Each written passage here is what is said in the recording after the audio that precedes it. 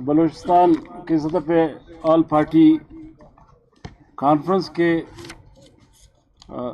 صاحب صدر Balochistan national party کے قائد سردار اختر جان مینگل صاحب اس کانفرنس میں شریک انتہائی قابل قدر سیاسی جماعتوں کے سربراہان، رہنما، قبائلی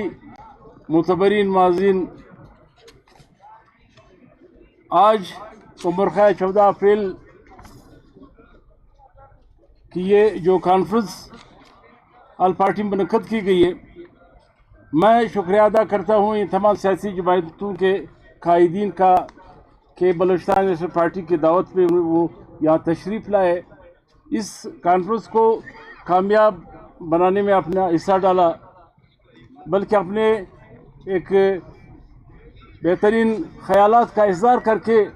ایک اعلامیہ جو ہم سب کے درمیان دستخط ہوا، ایک دستاویز کے طور پہ سارے قائدین نے اس کی منظوری دے دی اور دستخط کر دیے۔ ہمیں امید ہے میں اس کا اعلامیہ پڑھوں گا کہ ہم بلوچستان کے اس صورتحال کے تناظر میں آج جو مشترکہ ڈکلیریشن کو دستخط کر کے آپ کے سامنے پیش کیے جا رہے ہیں، امید ہے کہ یہ پاکستان کی دیگر کانفرنسوں کی طرح نہ ہو کہ صرف اعلامیہ کے بعد وہ پریس کو جاری کرتے ہوئے پھر واپس چلے جائے۔ بلوچستان کی موجودہ مخدوش صورتحال اس بات کی متقاضی ہے کہ اس سرزمین سے تعلق رکھنے والے سیاسی جماعتیں، سیاسی رہنما، سیاسی زعما بلوچستان نیشنل پارٹی کے سربراہ کی قیادت میں یہ 19ویں روز میں داخل ہونے والے لانگ مارچ جو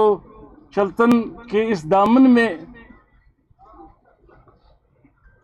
تشریف رکھتے ہوئے جس صورتحال سے دوچار ہوئی، جو کا سامنا کرنا پڑا، ہمیں امید ہے کہ اس ڈکلیریشن کے اس مقدس دستاویز میں سمجھتے ہوئے بلوچستان کی سرزمین کے لیے اس کے پاداش میں ہم ایک مشترکہ عمل کے طور پہ آگے بڑھیں گے۔ لکھواس ڈکلیریشن کا نام لکھواس چلتن ڈکلیریشن 14 اگست 2025۔ ہم بلوچستان کے زیر دستخطی جماعتیں جو انہوں نے دستخط کیے اس کے اوپر، بلوچستان کے مخدوش سیاسی صورتحال، بلوچ یکجہتی کمیٹی کے گرفتار رہنما ڈاکٹر مارنگ بلوچ، بیبو بلوچ، گلزادی بلوچ، بیبرک بلوچ، شاجی صبغت اللہ و دیگر غیر قانونی گرفتار شدہ اراکین اور کی گرفتاریوں اور بلوچستان کی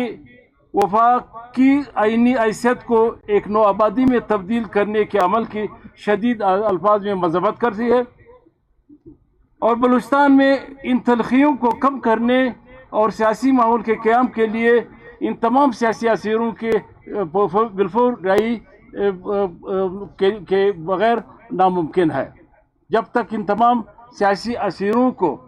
یہ آخری مطالبہ نہیں، بلکہ چونکہ ہم نے جامع بنایا جامع طور پہ کہ جب تک بلوچستان میں اس مخدوش حالات کو نارمل حالات میں سیاسی ماحول میں لانے کے لیے ان تمام اسیروں کا بالفور رہائی انتہائی لازمی اور ضروری ہے۔ ہم بلوچستان کے وفاقی وحدت کی حیثیت سے بحالی، خفیہ اداروں کی مداخلت، سیاسی و جمہوری جدوجہد کرنے والی جماعتوں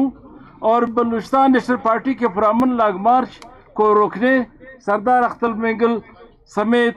سیاسی قائدین کو خودکش حملہ آوروں کے رحم کرم پر لکھواس کے مقام پہ روکنے کے عمل کو انتہائی تشویش اور غم غصے کی نگاہ سے دیکھتے ہیں۔